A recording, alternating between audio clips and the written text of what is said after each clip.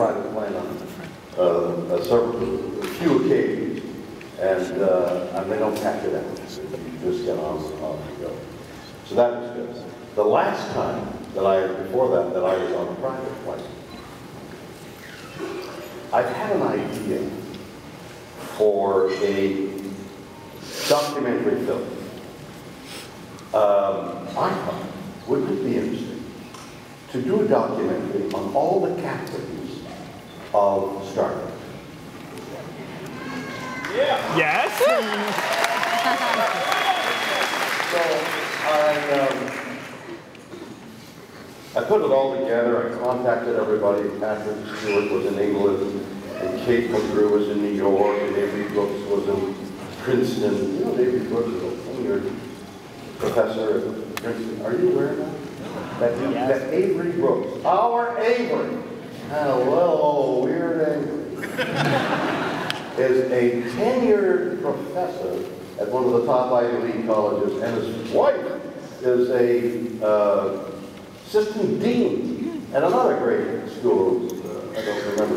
I mean, it's an extraordinary family. So I had to hop around the world trying to find the captains.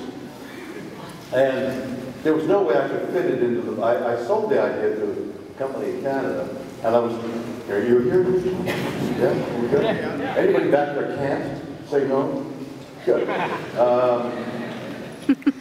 So I sold the idea to Canada. They gave me a budget. The budget didn't encompass a private plane.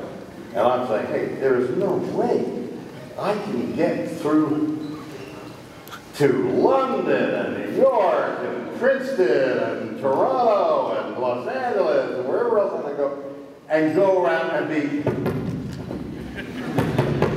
I can't do it. I can't. It's so embarrassing. It's so tiring. I need a private plane, for God's sake. So I don't remember why I would have called a Canadian private plane manufacturer. I don't remember why. I mean, think of the audacity. Hello? Oh, shit. The president there? Hi, I'm my name's Shatner, Prez. Got a plane you can give me? So Bombardier, but in Quebec we say Bombardier. Bombardier. So I talked to the president. He said, well, how long do you need it? I said, well, a couple of weeks. How far are you flying? Well, I got to get to London, I got to get to New York, I got to get... He says, I'll do it. I'm a fan.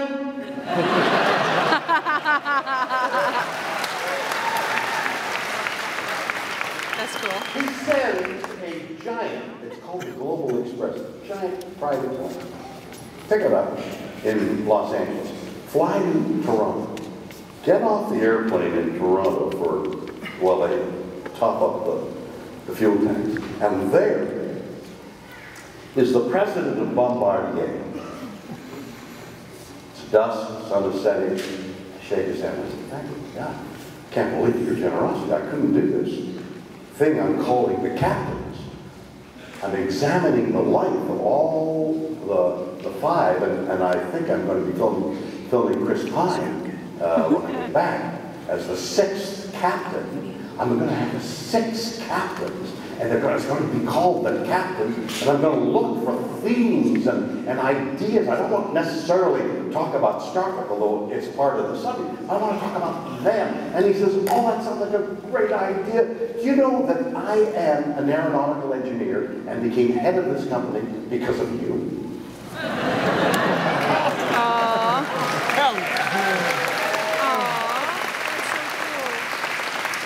So, I'm trying to remember his name.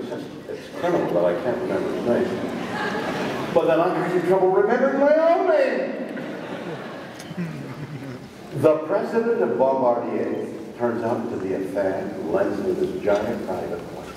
And I fly around, and I think of Patrick, and Kate, and Avery, and Scott Bakula, who it is. And me, I interviewed me.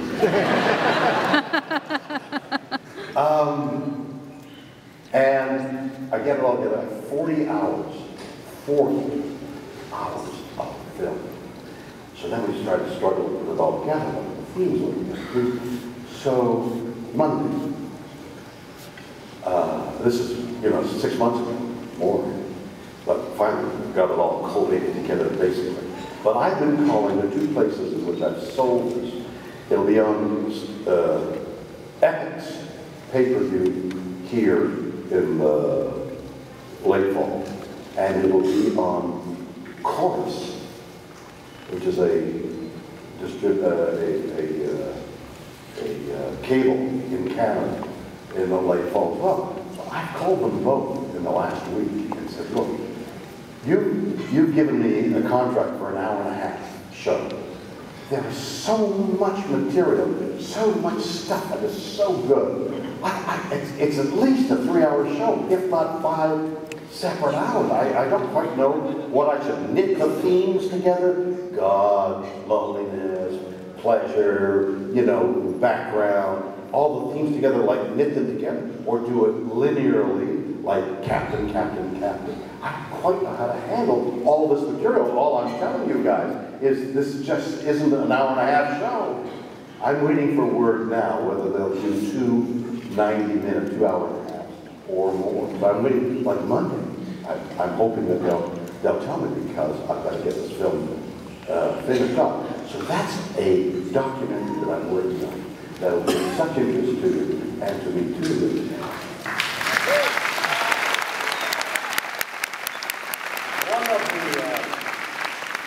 One of the unusual aspects of, first of all, I go to visit everybody at their place, the place that they're most comfortable. Kate was most comfortable in a theater, so I filmed in the theater. Patrick, I got a hold of him at his beautiful home in England.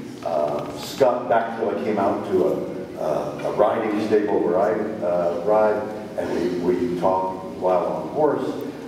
And Avery, at his house in Princeton, he was at the piano. I shot him at the piano, because he's a great jazz musician. I mean, what an unusual, extraordinary individual this man is. So, and he's kind of far out, like a jazz, like you think jazz musician. Hey man, how's it going there? Yeah. So he's there, he's tinkling away at the piano, and I start talking to him. All this is ad-lib, like I'm talking to him. Like, you don't know what else is going to come out of your head. And he's sitting there, he's talking, and he's playing the piano. And we start singing together. He makes up a song, I make him a hymn. We're talking, we're having a great time. And then I realized what a great thought it would be if he would play jazz piano underneath the film. So the film music will be Avery Brooks. Kind of jazz.